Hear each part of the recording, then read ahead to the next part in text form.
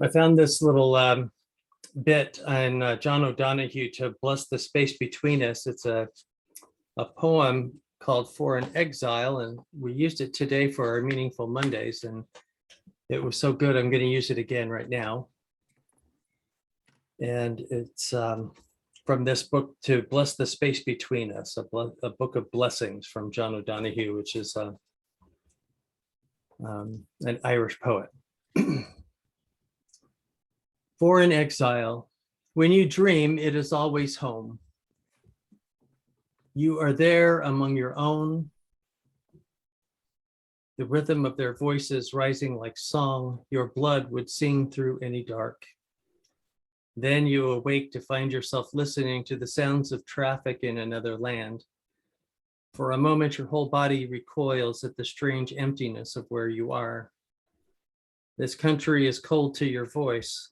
It is still a place without echoes. Nothing of yours has happened here. No one knows you. The language slows you. The thick accent smothers your presence. You sound foreign to yourself. Their eyes reflect how strange you seem when seen across a cold distance that has no bridge to carry the charisma in which your friends delight at home. Though your work here is hard, it brings relief, helps your mind in returning to the small bounties of your absence. Evening is without protection. Your room waits, ready to take you back like some convict who is afraid of the life outside. The things you brought from home look back at you, out of place here. They only take on lonely power. You cringe at the thought that someone from home might see you now here in this unsheltered room. Now is the time to hold faithful to your dream, to understand that this is an interim time full of awkward disconnection. Gradually, you will come to find your way to friends who will open doors into a new belonging. Your heart will brighten with new discovery. Your presence will unclench and find ease, letting your substance and promise be seen. Slowly, a new world will open for you, the eyes of your heart refined by this desert time will be free to see and celebrate the new life for which you sacrificed everything.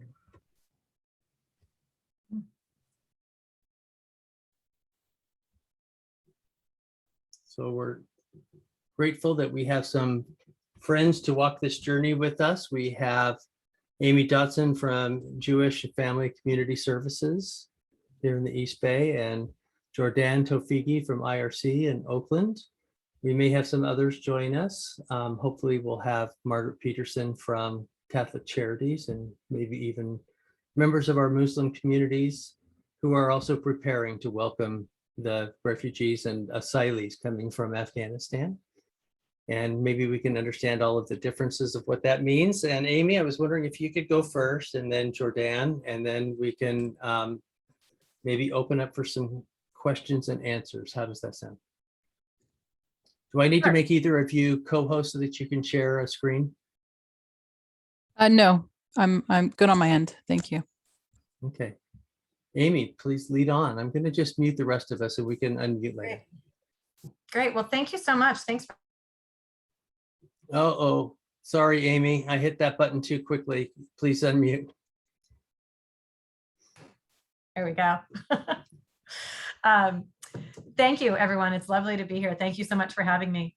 I have to apologize in advance. I didn't realize that this meeting goes until 5:30, so I might have to log off a little early, but I'll stay as long as I can. I also didn't. We're shooting for 5 o'clock. We'll leave. Oh, I put that in there just in case we needed it. Oh, terrific. Okay, great. I'm at our office in Concord, and I didn't plan very well, so I'm actually in a storage closet in order to have some quiet to talk to you all. So I apologize for the files and things in the background. So I'm just gonna go through a little bit of what JFC is and what we do. And then I think Jordane is probably even a better person to talk in detail about the SIV, or about the Afghan crisis and the refugees that we're we're resettling currently. So hopefully we won't have too much overlap, but okay. So JFCS East Bay was founded in 1877. So we have 144 years of resettling refugees in the East Bay. We have been working specifically with the Afghan community since 2008. So we were particularly well positioned to kind of step up for in this current time of crisis. We're an affiliate of an organization called HIAS, which is a national organization. We're one of 16 nationwide HIAS affiliates that operate pretty independently all throughout the country.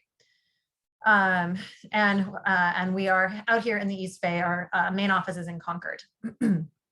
So it's been busy.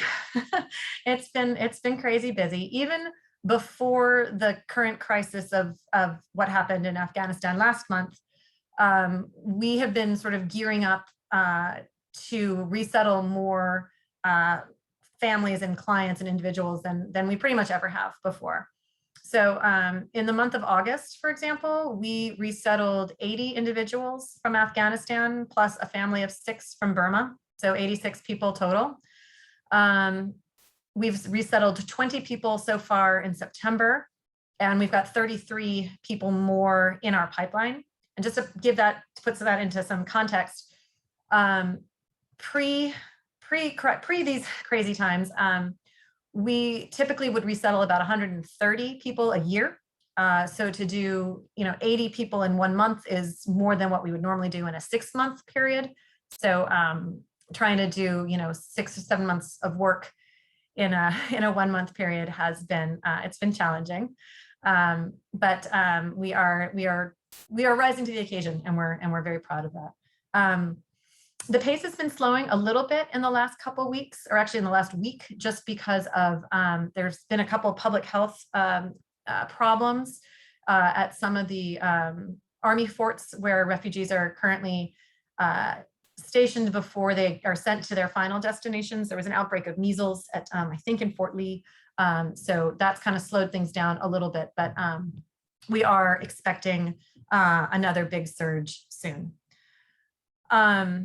So we operate on the federal fiscal year. So we're right now at the very last few days of FY21. FY22 starts on October 1st and extends through September 30th of 2022.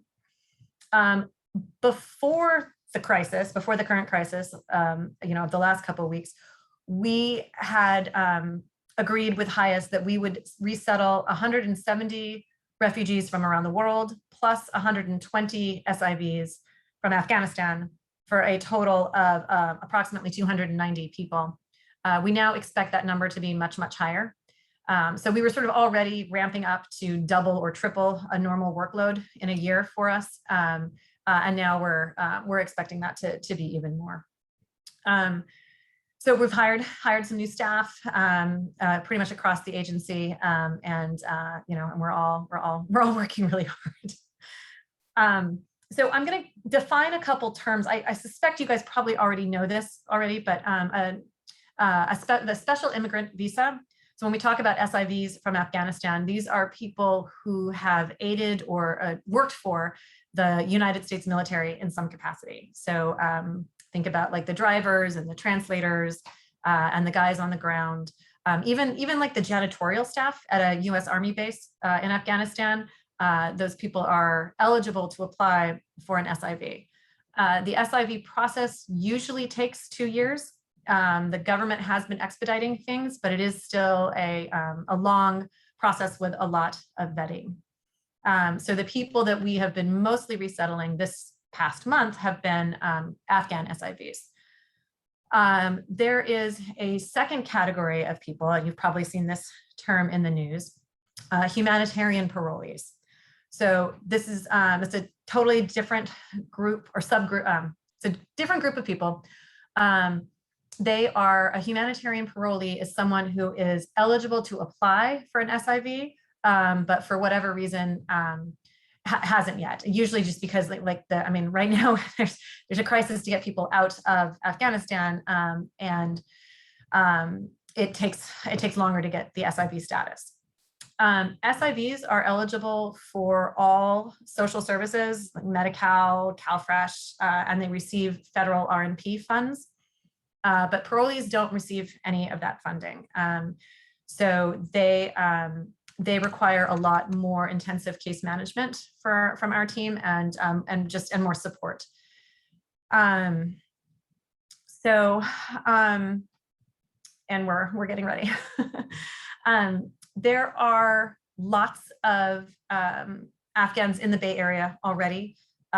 California, I just learned this recently, California receives, as a state, receives more than a third of all refugees resettled in America nationwide.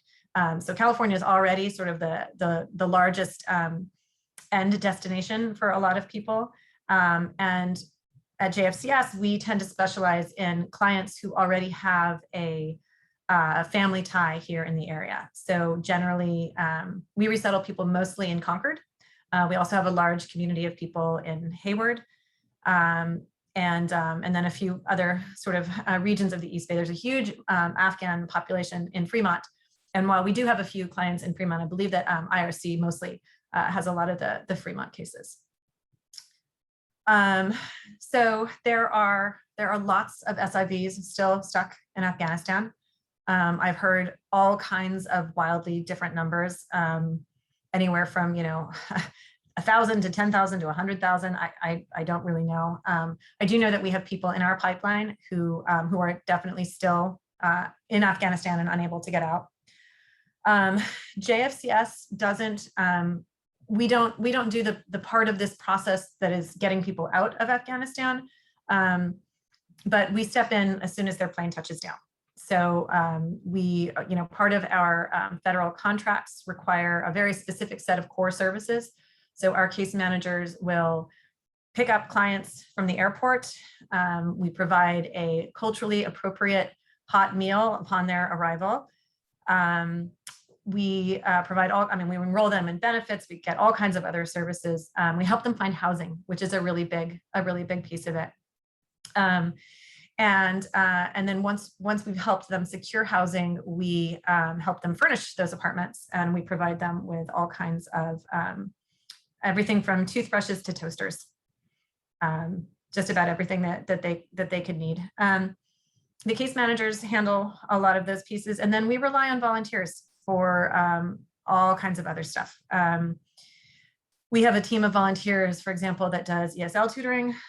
We have volunteers that are help families get their kids enrolled in school. Other volunteers help families learn how to navigate the public transportation system.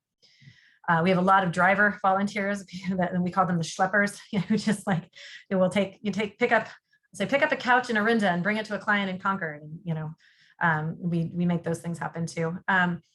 Before last month, I oversaw about close to 500, around 480 volunteers for JFCS, doing all kinds of different projects across the agency. Since in the last 4 weeks, I've had 3,348 people as of this morning sign up to volunteer. It's been overwhelming, but it's wonderful and heartwarming. It's really those of us in volunteer services, we're very privileged. We get to see the goodness. We get to see, people support pouring out from the community. It's really, it's wonderful and it's heartwarming, but it is a little overwhelming. There's only 4 people on my Amy, team. is that mostly individuals? Is that mostly individuals volunteering, or are they teams from congregations? At the moment, mostly it's individuals that have signed up. I do have teams also. I hired someone new who started last week, just a week ago, and she's going to be overseeing our community sponsorship group program, which is groups of people from usually from a synagogue or a church, but people that are groups of volunteers that work in teams and that get assigned to specific families to help them with all of the non-case manager tasks, like some of the things I mentioned before, like driving them to the grocery store, for example. So we're in the process of forming those groups, and we're hoping to get those launched and off the ground soon. So if any of you have signed up, filled out our form and signed up to volunteer and you haven't heard back from us, We apologize. We're getting through people as quickly as we can, but we are quite backlogged. I think that's about the overview for, I'm sorry, I should have started with, I'm the volunteer services manager at JFCS. I'm not, I work very closely with our refugee services team, but I'm not a case manager. So I handle all of the volunteers, and then in partnership with our, Fauzia Azizi is our director of refugee services. And then she hired 4 new people this week. So she's growing her team. But I work in partnership with the case managers to provide services to our clients. Thank you. My pleasure. Jordane, why don't you share, and then we'll Great. go back to the gallery for questions and answers. Sounds good. Well, thank you, Amy. You definitely covered a whole lot of ground. As I'm listening to you, I was checking off the items that I was going to speak to. So thank you for doing that. That was really comprehensive. So a little bit of background real quick on IRC, my role. So IRC is very similar to JFCS. We have been in the Bay Area since 1975, when the first Vietnamese refugees came in the country. And we've been in Oakland specifically since 1998. But although we are primarily located in Oakland, we have a large number of our clients that we're supporting in Contra Costa County, especially as the housing market has shifted over the years. People used to come in through Oakland and resettle primarily in Oakland and surrounding areas. But due to high cost of living, they've moved out in Contra Costa County. So we have a lot of clients that are in Concord and Antioch. Those are kind of the primary areas. In Northern California, IRC has 4 offices. So we are part of a Northern California network. We also have offices in Sacramento, in Turlock, and in San Jose. And then there's also an office in Los Angeles and an office in San Diego, but they operate independently from us. Although we have a regional model for Oakland, each office is very individual. So the services that I'm speaking to are very much Oakland based. In Oakland, we provide bundled services for economic empowerment. We do employment services, financial capability, and asset building. We also have health and wellness programming with psychosocial and psychoeducational support groups. We do food security and nutrition, anti-trafficking, case management, immigration legal services, and of course, our resettlement program, which is the program that Amy was speaking to, that has the same mandated federal core services for newcomers. We have partnerships with we have partnerships with a lot of partner agencies, including counties, local foundations, other local CBOs, and a lot of faith-based organizations as well.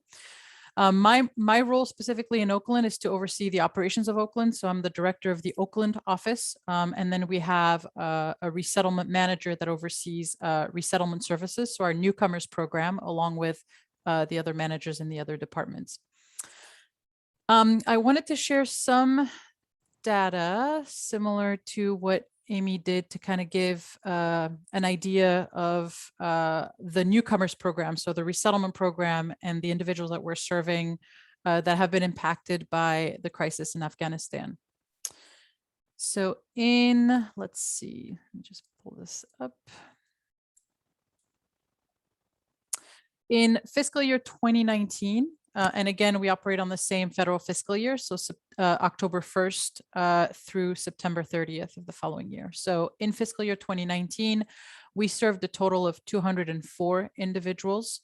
These include 199 SIVs, so special immigrant visa holders, and 5 refugees. Refugees at times can be from Afghanistan. The majority of the folks from Afghanistan that we support are SIVs, special immigrant visa holders, but we do have some refugee families. The services are exactly the same. It's just a difference in status, but the services they receive are the same. For fiscal year 20, we served 274 individuals total, 268 of those were SIVs and 6 refugees. For fiscal year 21, so through COVID, we served a total of 63 individuals, with the pandemic impacting arrival numbers. And as of the last quarter of this fiscal year, so July 1st to date, we've served a total of 91 individuals, 90 SIVs and one refugee family, or one refugee individual. So that's just the last quarter, July 1st, 2021 till now. So again, similarly to Amy, you can see based on the other numbers that, yeah, to serve close to 100 folks in one quarter is quite unusual, and these numbers are growing. We have 11 individuals in the pipeline, meaning folks that have been approved to come through our office and receive services, but that have not arrived yet. And those don't include what we call walk-in cases. So anyone that's in the pipeline are individuals who are located in one of 4 of the military bases in the United States that have been set up to address this crisis in Afghanistan. And they go through a process at the military base with approval to come to our office, and their travel is arranged through the federal government. So we know that these individuals are coming in because we have about 48 to 72 hours notice when we find out that they're coming in. It's not a lot of notice, but we do have a notice when they are coming in. There are other folks that are called walk-ins, and these individuals are folks that are coming in by their own means to California. They get to the airport on their own. They generally have a family member here that they can connect to, and they call us once they've arrived saying, "Hi, I'm here. I have 5 people in my family. We'd like to get approved for services." Those folks, we have no sense of who is in the pipeline. So while we can plan ahead for some percentage of our cases, a lot of them are arriving by their own means out of panic that perhaps the process at the military bases is too slow. In fact, we've been told it takes about 3 to 5 months for people right now to get approved for some of the paperwork and their immigration status. So as a result, because of that concern, people are arriving by their own means. The problem is when they do that, they risk losing their status as parolees. So individuals who are not special immigrant visa holders, who are still in that process of getting that status of SIV, are called parolees, as Amy mentioned. And those parolees, humanitarian parolees, are risking a lot by coming here due to various processes that they're bypassing from the military base. So that's a little bit of an overview of the numbers for Oakland and what we do. We also have had a really great outpour of community support during this time, and we're really grateful for the faith-based organizations and the other CBOs that have come together to help us. Part of the challenge is definitely capacity and being able to manage the offers and the demand that comes with coordinating some of this. Another challenge that we faced is we have a vetting process in IRC that's requiring of any volunteer to support our clients directly to go through a background check. And because of various reasons, right now the background check takes about 10 to 15 days, which has made it really challenging when we have a crisis and we're trying to respond to issues in a timely manner, to have to then wait for our volunteers to go through this background check. It's an odd thing that we're facing, and we're trying to find loopholes. So one of the ways that we were able to find a loophole is if we have a volunteer group, say a faith-based organization that has a group that want to help out, we can have one member of that group vetted for all the other members of the group to be able to provide support for our clients. So that's one way we've been able to mitigate that issue. The biggest challenges right now are housing. And we also have some challenges with food security, mainly the coordination of food drop-offs.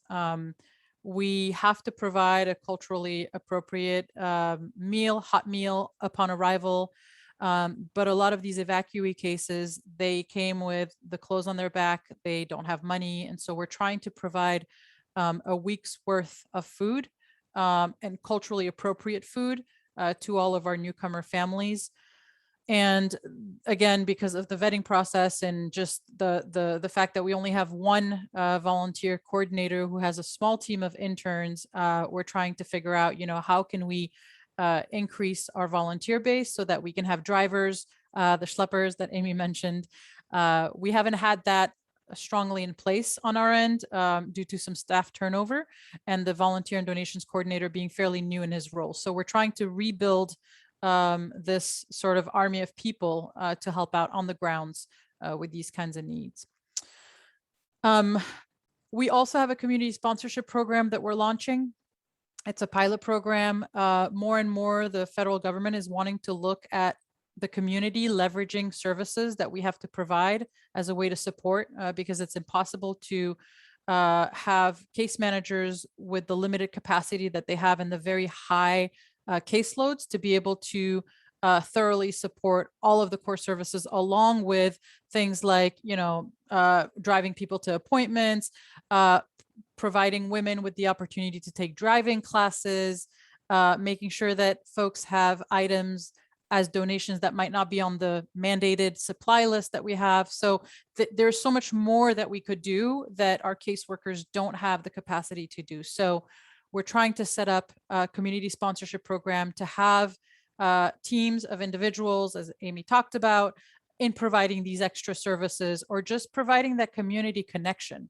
A lot of our families are coming in and the only point of contact they have is our caseworker, and our caseworkers are very driven at completing the core services because that's literally all they have the capacity to do. So to have individuals from the community that can introduce them to their local library and maybe get them a library card, maybe providing resources for childcare, whatever the case may be. So we are looking forward to launching that program. It's likely going to be launched in November-ish, hopefully earlier, but I'm not, it's wishful thinking. And we'll have a specific person overseeing that program that will be in touch with any organizations that might be interested in forming a team.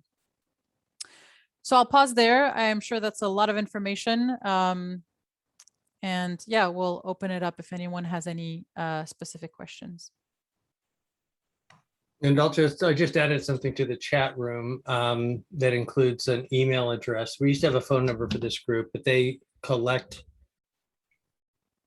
clothing and beds and furniture for homeless families that are returning to shelter, and put together things like that. And so that's one group. And Walnut Creek United Methodist is another congregation that we know that has a ministry like that both Amy and Jordane, you should know about.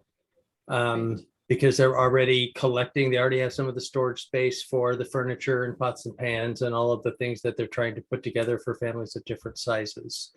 Amazing. And I would definitely use them or call Walnut Creek United Methodist. Let's start with, and that's Judith Hall's congregation. That's why she's waving down there, because they have had that ministry for quite a few years. Why don't we open up for questions and answers from the floor? And if you, and here comes Mohammed Chaudhry from the Council and the Islamic Center of the East Bay, who also has, and they're in Antioch.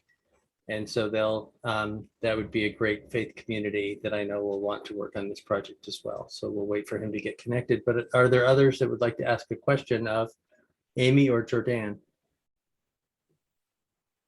Jordane, it's Dave Longhurst. You mentioned you mentioned a faith-based groups working together, and that if you had a faith-based group, you could just vet an individual versus having to vet the whole group. What does that vetting process look like? I mean, and what is the purpose of the vetting? Yeah, that's an excellent question. So the vetting process is for each individual being vetted to donate $40 for the vetting fee and to basically have a background check. It's initiated by an email. The person has to answer a couple of questions: name, address, phone number, where they're located, what type of, I think perhaps what their current role is, but I'm not 100%.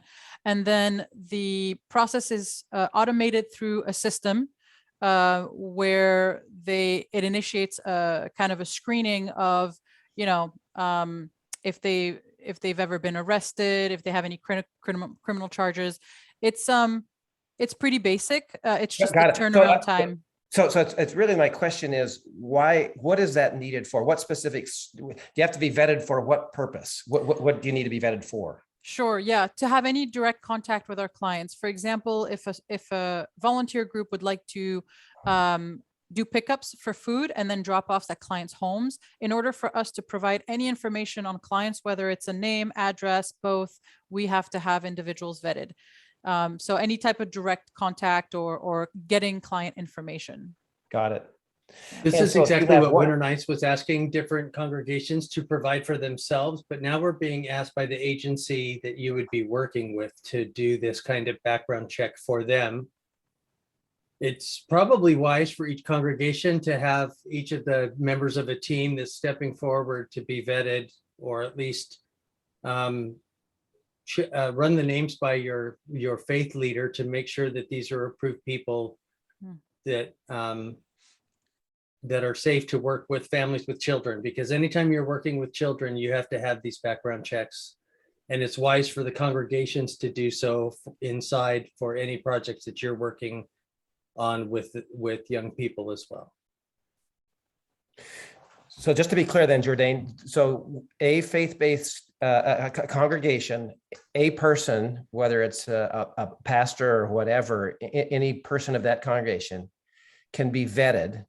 And then all of the people in that congregation could have contact or could get this information. And I think, Reverend Will, what you're suggesting is, yes, that's the case, but the congregation would be responsible to make sure that the people that they're authorizing to do this, that they're trustworthy and they've done their own kind of vetting as such. You're going to basically delegate to the congregations to do our own vetting. Is that right? Yeah, so we definitely want the congregation to have some system in place for vetting their own volunteers. But yes, on our end, as long as one person is vetted, then it's again, it's a loophole. So it's a little bit of a gray area. But as long as the person that's vetted is providing some oversight to the people volunteering, so sort of like an oversight, not supervisory or just being able to have hands in what's happening in the community with that very group. Thank you. Yeah, sure. Yeah, Peggy, go ahead, and then Christine. Okay, I guess I have a couple of questions just on how things are working. Generally speaking, the money that's being provided by the government to resettle, is it usually enough? Or, I mean, I know there's always a need for more. So you're always challenged probably looking for money, right? Donations? Yes. Okay. Yes, it's never enough. It's never enough. And even though the government has talked about creating a tier system based on the housing market in different states, they haven't yet done that. So what we get here in the Bay Area is the same amount as what they get at the Missoula office or Kansas, or so it really makes it challenging. And this is why we're always trying to offset the costs with fundraising and donations of various items. Yeah, And so I have just a couple more. Are you doing like temporary housing? You're having to put people up in hotels to actually find them housing? Yes. So right now we used to not have to do that as much as we're doing it now because of the high numbers arriving at once. We have developed some partnerships with Extended Stay America, and we do have a partnership with Airbnb where we can get discount stays. Unfortunately, with the increase in numbers that we're anticipating throughout the whole service area between JFCS and IRC, we are running out of temporary housing options. We have community members that have approached us and said, I live by myself now, my kids left for college, I have an extra bedroom, I'm able to offer that to a couple of members or family. The only challenge with this is that, and I'm only speaking for IRC, not JFCS. I don't know if it's the same for them, but we have some restrictions when it comes to placing families with community members. Those restrictions imply having a family having their own independent entry to the home. So a basement with its own entry, its own kitchen, its own bathroom, an in-law unit. It can't be, we can't be mixing families with other families within the same household. So that's one restriction. We can, however, mix individuals if it's one male client arriving by themselves and moving into a home with a male community member. Same thing with a female client arriving by herself or with children, moving into a home with a female community member with or without children. Other than that, we're pretty limited, which is why temporary housing has been a very big challenge for us. Okay, just one more, and then I'll stop.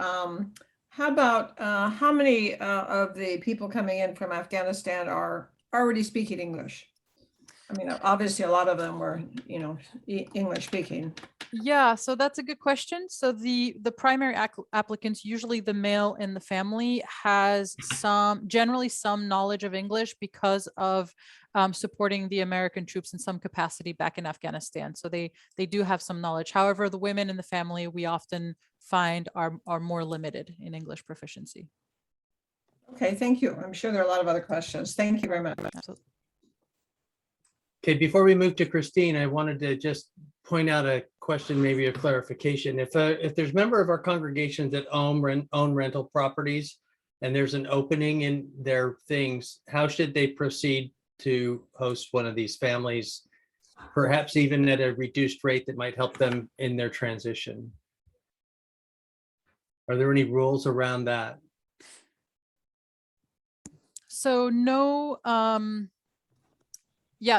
major rules, as long as the housing fits the standard that we have, which is what they call the 2+1 rule: 2 individuals per room, 1 person in a living room. So for example, a family of 4 could move into a 2-bedroom apartment. A family of 5 could move into a 2-bedroom apartment, but a family of 6, we have to start looking for 3-bedroom, 2 per room, and then 1 in living room. So that's the only restriction. It makes it really challenging with housing costs. And our families are usually 5 to 8 individuals. We rarely have families that are less than that. I don't know about JFCS. If there is somebody out in the community that has a rental unit that they're willing to rent, they just need to reach out to our resettlement coordinator and our housing and logistics specialist. I'm happy to give the names in the chat. And the team basically would look at who is in the pipeline. Can anyone move into the space? Geographic location makes a difference. It has to be somewhat accessible to public transportation, because our families are coming in without public transportation orientation. We have to actually provide that, but to make sure that, over time, as they get settled, they can access various resources in the community. There was something else I was going to share about housing. Oh, the person should specify if they are willing to. It's a little challenging for us to move folks in a unit where they have to actually pay rent if it's not going to be permanent housing. It just causes a lot of disruptions in the family's settling process. So what we tend to prefer doing is having people placed in temporary housing, and then once they are able to, unless we're able to pay for it, once they're able to find a home, then formally move them into that home and have like a lease tenant agreement. But we tend not to do lease tenant, landlord tenant agreements unless it's for permanent housing, if that makes sense. Yeah, we have similar. Would anyone like to hear what JFCS does with housing? Yes. It's similar. We, until recently, had a very a robust hosted housing program, but it was mainly geared toward single LGBT clients coming in from other places. With the current situation, we do have a handful of single clients coming in from Afghanistan as SIVs, but it's mostly families. And we do actually have a good number of 4-person families, but as Jordane said, it is usually these are families of 5 to 8 or more. So we are no longer pursuing hosted housing where it's like a room in someone's home, because for the reasons that she said, that Jordane said, it just doesn't really work that well. And it's been lovely to see the number of people that have reached out to us and said like, oh, I have this great big house in Danville, and and I live here alone, and I've got 4 spare bedrooms, and but the truth is like we can't really utilize that. So we are still interested in longer term housing rentals. So, if you know a landlord, for example, or somebody who might be, willing to lease an apartment to a newcomer family for, a standard year, we're definitely interested in that. And then I'm the right contact person for that. We also, we are pursuing some like in-law units and standalones, but again, they have to be within our service area, which is basically Alameda and Contra Costa counties, and somewhat convenient to public transportation. We also have a partnership with Extended Stay America and also with Airbnb. And so we have been utilizing those a little bit, but mostly we've been trying to get people into their permanent homes as much as we can. Thanks, Amy. Christine, then Diane. Okay, well, first of all, I'd like to thank Amy and Jordane so much for this presentation. It's very, very important. And most of my questions have been answered. So the only one that hasn't been is that a number of our faith congregations, mine, for instance, does background checks on people who work with kids or handle money or things like that. Is there any way you can accept those background checks as your vetting? So for IRC, I wish we could, but we cannot. Unfortunately, we have to do our own. Yeah. No problem. And am I understanding this correctly that if there is, say, a single Afghani woman, or if she has a couple of kids, that would be okay to stay in someone's home, or still not? On our end, it would be okay if the host is also a single female with or without kids. So it has to be the same, woman with woman or male with male. Thank you so much. Sure. My question was, during COVID, we had, in Contra Costa, there were shelter communities that were set up for the homeless, so that they had to leave the shelters and go into basically hotels. And I know specifically of one that was used in Concord. And now they're back into the shelter. My question would be, do you think the county could hook up, that Project Home Key or those projects, do you think those could be used for assistance in that regard for housing, since you're going to have such a large influx of people? Amy, do you want to take that, or? Yeah, I mean, I think that's I don't think that would be, I don't think that's something that we need right now. We are, I mean, at the moment, the clients that we have, we're able to find them apartment rentals. We recently launched a volunteer co-signer program. So we have community members who are offering to co-sign leases with clients, and that's made a huge difference, because the challenge for us hasn't been so much not being able to find an available apartment. The challenge has been finding a landlord who's willing to rent to a newly arrived family that has no rental history and no credit score, and limited and probably no job at the moment, right? So we try to, advocate for our clients and explain the benefits that they're receiving and the support that they receive from our agency. But finding, we now have a long list of volunteer co-signers, and that's made a huge difference, is having volunteers willing to co-sign. So Jordane, what do you think? Yes, same for us. I mean, we're in conversation with the county, and through various community meetings, we have really flagged that this could be an issue down the road. For now, we've been able to secure temporary housing, although the landlord partnerships, we're always looking for more landlords. We're always looking for more people that understand the limitations that refugees family have. For example, they don't have a credit history when they come. They don't have references that are local, maybe just one person. They don't have an employment history, and they don't have secured employment. So what we try to tell landlords is, even though they're arriving and they're in this program for 3 months, we have other programs at IRC and some through JFCS, like the health and wellness programming and whatnot, to get them settled, to get them secure, we have referral systems and programs to get them involved in employment services so that they can quickly find a job and start becoming self-sufficient. So really through bundled services, the goal is to get people to find work as soon as possible so they can start generating their own income. But upon arrival, they don't have that. So really having landlords understand that is critical to be able to build more partnerships. So is that just 3 months that they get housing? No, so 3 months is the timeline of the resettlement services for the newcomers that we have to implement this very rigorous core checklist of services. However, essentially when they get in, the sooner we can find them permanent housing, the better.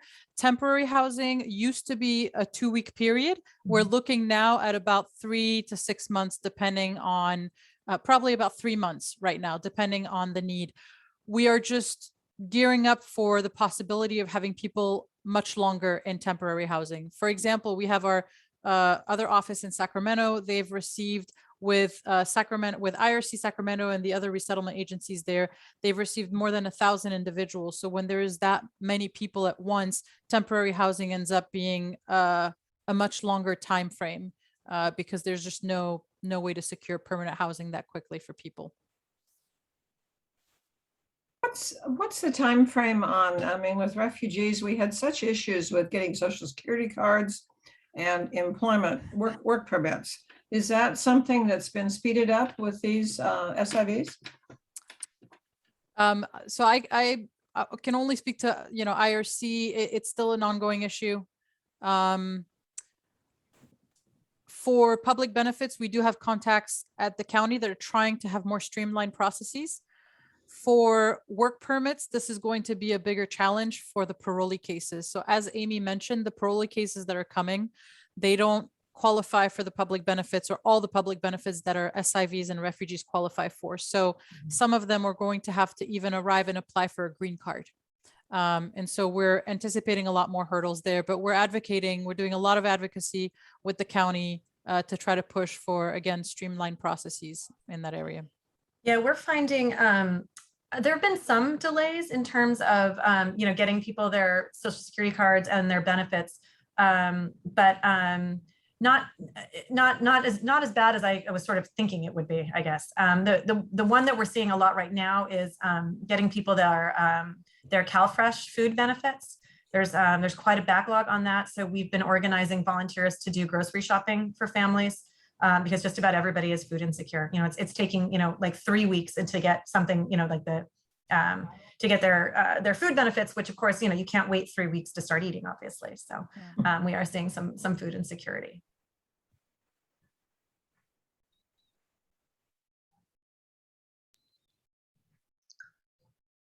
I'm going to throw out a question to our two experts. And that is, if you were to take a step back and assess maybe the 2 or 3 biggest needs that you have that a volunteer community or volunteer folks could provide, what would that be? Or how would that look? Sure. It's a great question. What I need like right now, the biggest need that we have today, I need storage space. I have had, we've gotten so many donations and I am turning people away because I just can't, I can't fit any more toothbrushes into our office.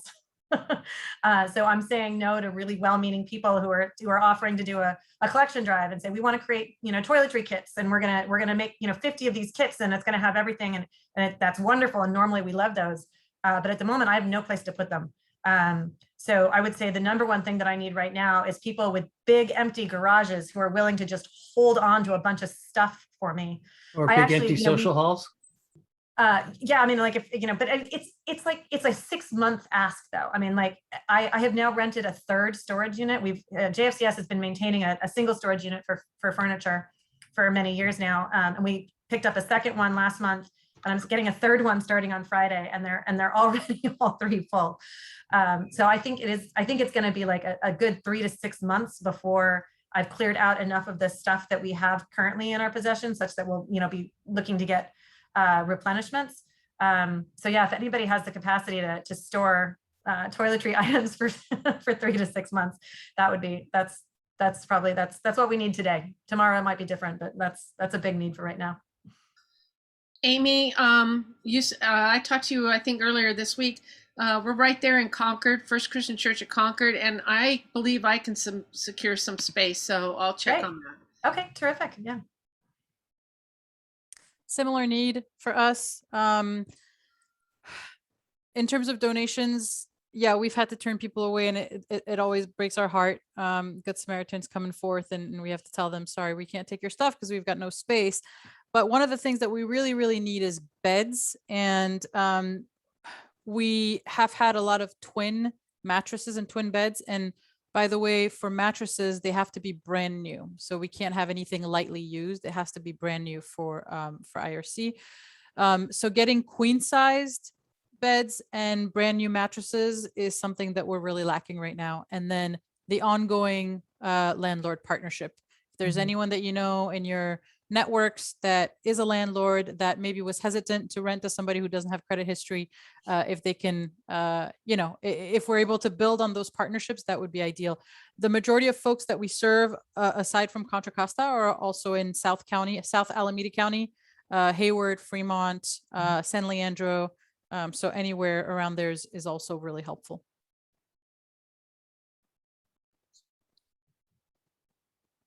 Judy, did you have a question? Judy Gordon. Sorry, I can't hear you. I'm pretty good at lip reading, but not that good. Yeah, sorry. I was going to ask about work permits. But I think they sort of answered it.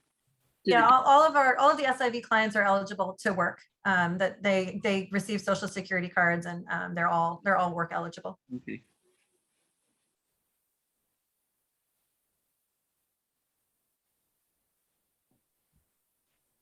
And so we just want to make sure you know, go ahead, Christine, and then Dave, I want you to share a little bit about iCare, and Greg.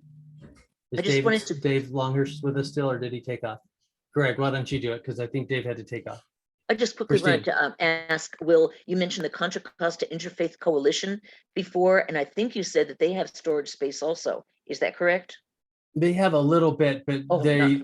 it's mostly individuals' garages that they're using, and they run through it as well. And this is going to be such a big push in getting used to having more immigrants in, that I think we need to encourage more of our congregations to use the space they're not using during hybrid worship if possible. So if you have a congregation with a fellowship hall or an extra room like Diane's, and having one in Antioch might be good as well. So Concord and Antioch are the two areas that it would be easier if those donations are closer to where the people are living, because then it's less time from that particular storage unit to where they'll be living, rather than moving things to South County or anything else like that. So Greg, you want to just share a little bit about how iCare might be able to help with some of these projects? Sure, and I'm sitting here and trying to, mulling on how we can best help, because for those of you who don't know what the iCare program is, and Dave did have to hop off, by the way, we are designed to pair together 2 or more faith communities in service projects, and we've done things like hygiene kits. We've worked with the Monument Crisis Center and providing food. We've got a program coming up with White Pony Express, but clearly, I guess I'll call it the Afghan crisis, is the top of everybody's minds, and so the most direct answer I can make, Will, is I know there's potential, but I don't know. And I'd love to see, anybody else's ideas about how to help out here.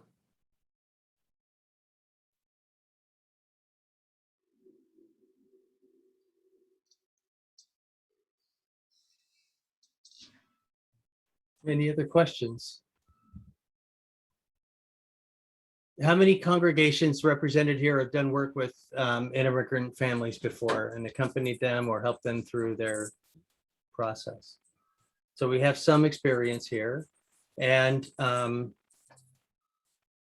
so it might be good. Do you have are you guys, Amy and Jordane, are you putting together any like volunteer training videos or anything like that that would help people know what to expect and what boundaries they might need to keep in mind as they're operating with folks? We're working on that. That's what the person that I hired who started last week, that's the primary focus of her job. So we're putting those together, and I'm hoping maybe in a month or so we'll have that up and ready to go. But yeah, that is in the process. Do we contact your offices if we want to get vetted then? Because it probably has to be done through your organization. Is that correct? Yes. Yes, I can put my email in the chat for everyone. I just wanted to, I'll put my email there too, but I just wanted to, so JFCS does not have the same vetting requirements as IRC. We require confidentiality agreements and require signatures on things, but we don't have the same background check requirements. So that means if you need people to drive your clients somewhere or do something, you could set that up. You need just a list of people, right? Yeah, I mean, I have a very long list of people, but I'm happy to add more names to it. But yeah, we do sort of a quick vetting, and we do have people sign, a confidentiality agreements, but we don't have the same. We don't have a 10-day background check process. It's a lot more efficient in a crisis. In a crisis, Which is why we don't have nearly as many volunteers as JFCS has. I think it's what, 300 plus you said, or 500 plus? Yeah, in normal times we have about 500, and now we're up to 3,000. But it's amazing. It's a lot. Yeah. So if you haven't already volunteered, you might want to check out IRC first, and you both are going to get in the same amount of people or around the same. And we know the Catholic Charities isn't bringing in folks. They kind of hung up, all the people that they had with expertise on immigration, they had to fire because the Trump administration wasn't allowing anyone in. And so those folks took other positions, but they are, just so you know, Margaret Peterson mentioned that Catholic Charities is creating a housing fund where congregations can donate towards this housing fund. So both JFCS and IRC should call on Catholic Charities in Richmond and Margaret Peterson in particular to see how they're distributing those funds to the families that you're working with. And so that's an option for folks to donate through. If you'd rather donate, you can donate directly to JFCS or IRC or Catholic Charities or your own congregation. Some Muslim congregations, I know the Noor Islamic community in Concord is receiving donations for some of the families, and they'll be helping them directly.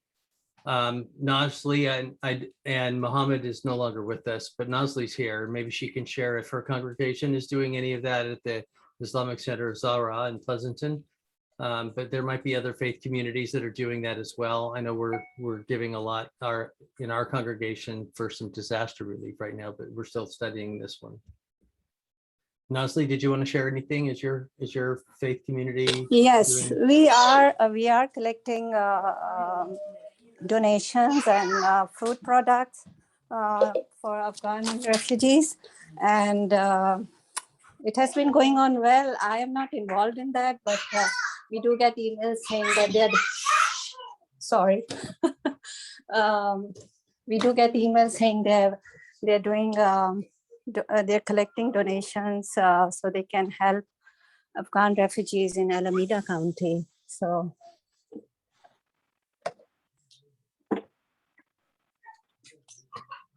thank you, Nasli. All right.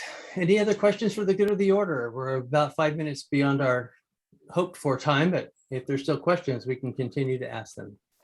I wanted to say, if you guys need any help, please let me know. I can ask my mosque if they can do anything else. Sorry, I entered late. Thank you. My granddaughter, but yeah, we would really like to help. Thank you so much. I put my email in the chat. I see some There's been some offers about Airbnbs in here. And so I put 2 emails, mine, and anyone's welcome to reach out to me. And then our housing person, Don Bear, I also entered his email. And then our link, a direct link to our IRC Soft Landing Fund, which is a fund that we're raising specifically to support with rental assistance and utilities for newcomers.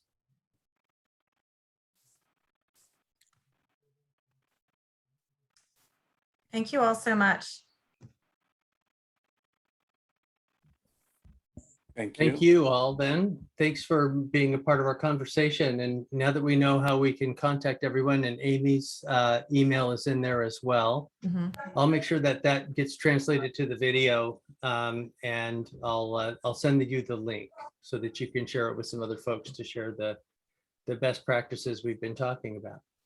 Thanks so much, Great. everyone, and may Thank you have a good, truthful discernment about how hard it will be. It will test your patience to work with immigrant families, but how good it will be, especially on the other side, the long-term friendships that you'll be able to make with many of the people coming here, and you'll be more prepared once the Biden administration reopens the full taps of our immigration system, which is what we're hoping for as well. Yeah. Thanks, Thank you everyone. so Have a much. great day. Thank you. Thanks so much Thanks for all. having We us. may have another one of these in about 3 months to provide updates if we need. Thank you. Thank Thanks, you. everyone. Thank you. And Thank anything, you. please let us know if we can do anything. Thank you. Thank you. Thanks, Bye. everyone. Be well.